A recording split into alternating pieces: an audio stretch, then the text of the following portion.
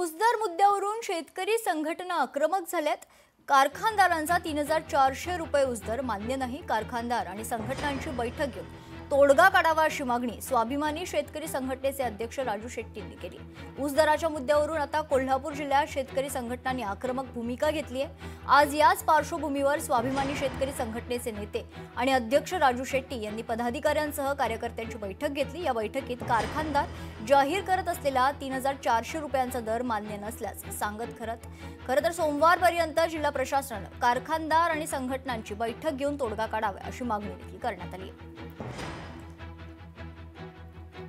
महाराष्ट्रातले काही कारखाने त्या ठिकाणी कर्नाटकात जाऊन आम्ही 3400 रुपये द्यायला तयार आहोत, बॉन्ड लिहून देतो अशा प्रकारे गेलेले आहेत। हा त्यांचा डाव आम्ही हाणून पाडणार आहोत। दुसरी गोष्ट, आज सकाळीच मला पालकमंत्र्यांचा फोन आलेला होता। 6 तारखेला कोल्हापूरला बैठक घेण्याचं त्यांनी कबूल केलेलं आहे, पण त्याच्या आधी निर्णय होण्याची गरज आहे। काल शिरोळमध्ये अंकुशच्या कार्यकर्त्यांना मारहाण करण्याचा प्रकार झालेला आहे। साखर कारखानदारांना अशा पद्धतीची मस्ती जर तशील मस्तीची भाषा जर ती करणार असतील तर भलेही वेगवेगळ्या आमच्या संघटना असतील, परंतु शेतकऱ्यांच्यासाठी आम्ही लढतोय, त्यामुळे आंदोलन तीव्र करावं लागेल।